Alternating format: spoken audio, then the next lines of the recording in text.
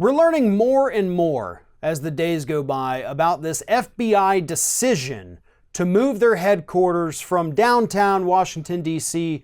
off into the suburbs of D.C., which was actually a plan that was scrapped by this administration, I believe, in January of this year. But what we've found out in the last few days is that the decision to not move the FBI headquarters was because Donald Trump himself came in and made the decision to not move it. Now, that may seem innocuous. People say, okay, well, yeah, he's the president. He made the decision, he didn't want to move it. Here's the thing. First and foremost, we had, let's see, Emily Murphy was a General Services Administrator. Emily Murphy testified before Congress earlier this year saying that the president was not involved in any way in the decision to not move the FBI headquarters. Was not involved. Lying to Congress is against the law, by the way. We've now, this week, have gotten documents and even photographs of the actual meetings that show that, yes, Donald Trump not only was involved, but he's the one who made the decision. So, okay, you might be thinking, well, then Emily Murphy lied. She's a bad person and Trump made the decision, but he can do that because he's president, right? Not so fast. These are actually decisions that are not made by the President of the United States, and the reason he made the decision to not move the FBI was because it would cost him personally a lot of money. See, the FBI right now is actually headquartered, as I mentioned, downtown D.C., about a block away from the Donald Trump Hotel.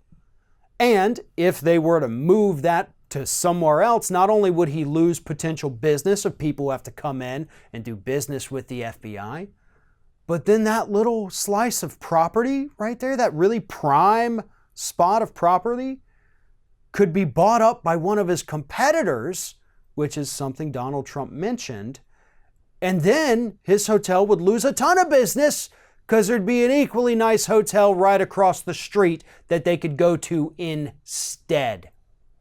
Donald Trump made the decision to not move the FBI headquarters because it was going to cost him money personally. He did it for his business that he's not even supposed to be involved in. We had the White House, Sarah Huckabee Sanders, again, anytime there's a lie, you got to go back and you'll find her fingerprints on it.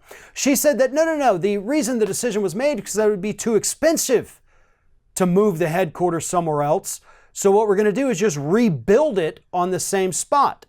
Except for the fact, and Huckabee Sanders didn't mention this, that the Government Accounting Office actually said that, well, it's more expensive to rebuild here than it would be to just move and build something somewhere else.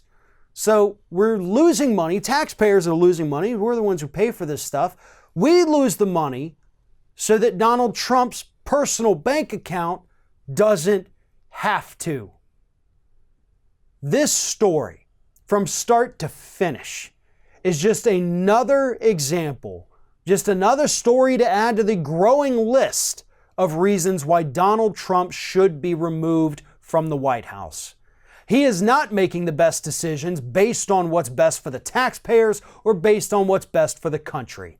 He is making decisions based on what's best for his businesses and his personal net worth. That is illegal for the President of the United States to do that.